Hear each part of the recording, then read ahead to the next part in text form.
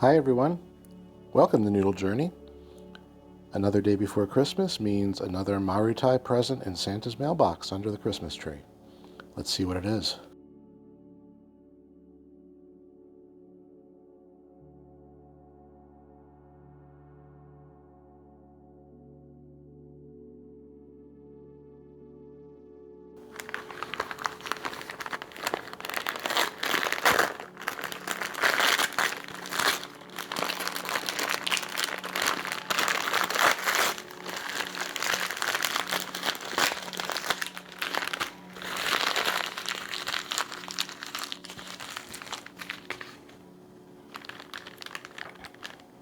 All right, today's trip through Japanese culinary history is going to be in the form of Marutai's Saga Shio flavor. I do love all the stuff that Marutai is teaching me about Japanese ramen. As with all Marutai products, this one is a take on a specific regional recipe, and in this case it is from the prefecture of Saga. While Saga is known primarily for its ceramics and pottery, according to the 10 seconds I spent Googling it, apparently in the ramen department they are known for this shio, or salt broth ramen, with beef. I do believe this is the only beef-based ramen in Marutai's collection, and I have absolutely no idea how this cleared US Customs with beef in the ingredients, but here it is, and it's just as easy to purchase online as the other Marutai flavors, at around $4 to $8 per pack with 2 individual servings inside. I see this one on sale from Yami Buy frequently, so check there as they often have discounts on Marutai. Mecca Japan also sells lots of Marutai noodles too, or you can try your luck with Amazon or your local Asian market if you have one. I am itching to try an imported beef product before the feds get me, so let's take a look at the package. Salt equivalent, as with all Marutai products, is high at 5,630 milligrams, so be warned, that is a sodium count of 2,216 milligrams, give or take. Inside, we have 2 bundles of straight noodles. These are the 3-minute kind. There are also 2 seasoning oil packets made from beef tallow, 2 soup packets, and a packet of grilled seaweed, according to the Google Lens translation. So yeah, a couple of sheets of roasted seaweed. The soup powder also does contain some powdered fish extract, but that is likely for some umami, so I would not expect this to be fishy in any significant way. Let's get this cooked.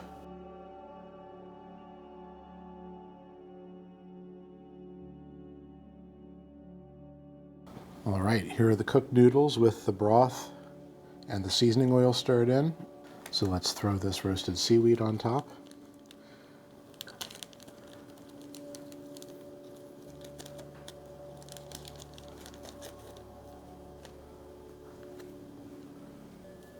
Oh hey, 2 pieces. Cool.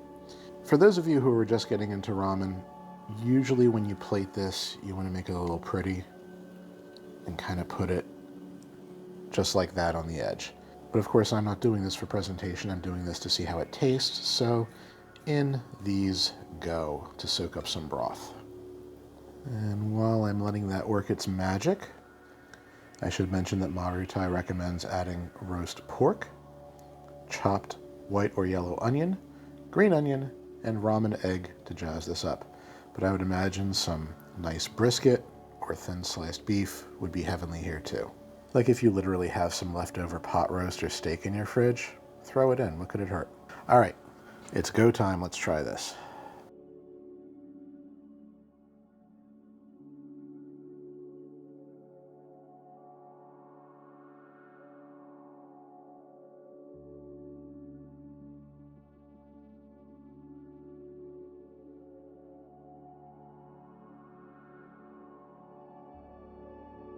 Oh my.